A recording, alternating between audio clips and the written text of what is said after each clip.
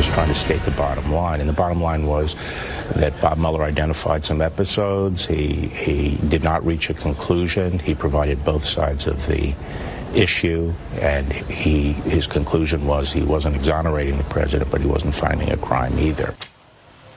Bob Barr. Bill Barr, yeah. Bill Barr talking about Bob Mueller. And their relationship, I think, is fractured after they have, I believe, have differing conclusions about a key meeting where Mueller said multiple times that the only reason there was beyond just the reason that you can't indict a sitting president, that there was no collusion. He changed his story yesterday. Meanwhile, let's bring in Mark Levin, host of Life, Liberty, and Levin, a host of Levin TV on Blaze TV, and author of the #1 book in the country, #1 on the New York Times list, on freedom of the press. Mark, welcome. Yeah, congratulations. Congratulations. Thanks, guys. I appreciate it.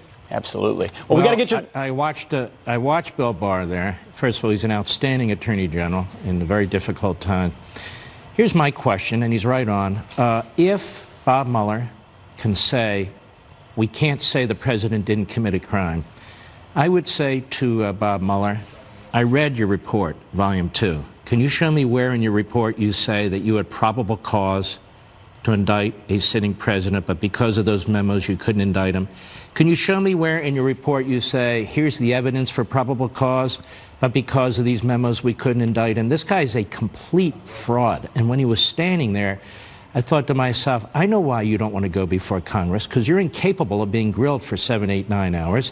And I now know why Jerry Nadler doesn't want him to appear before the House Judiciary Committee, because the Democrats now have their narrative.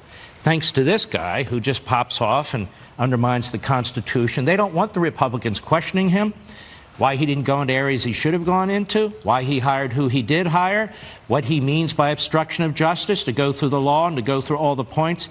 The Democrats don't want any opposition. There's been no court hearing to challenge this man.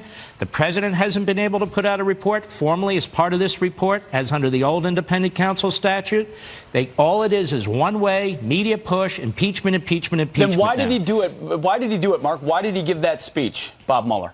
He gave that speech because in exchange for that speech, they're not going to force him to testify. It's the Republicans who are going to have to force him to testify. He gave Nadler what Nadler wanted. They were not happy with the report, so he went further than the report. Things that he said during that 8.5 minutes regarding collusion and things that he said about obstruction are not in that report. He took 2 steps further. The Republicans must demand that he come there, he testify under oath. They want 8, 9, 10 hours until they're done. They control the Senate Judiciary Committee. Lindsey, a little less TV, a little more oversight. Call him in front of your committee, subpoena him. I don't care if he's gone off to the Villages or Boca Raton or wherever he's retiring to. Drag him back. You don't get to drop bombshells like that and throw Molotov cocktails like that, undermine a president, and then off into the sunset.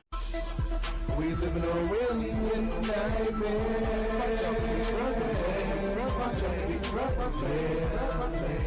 We live in a really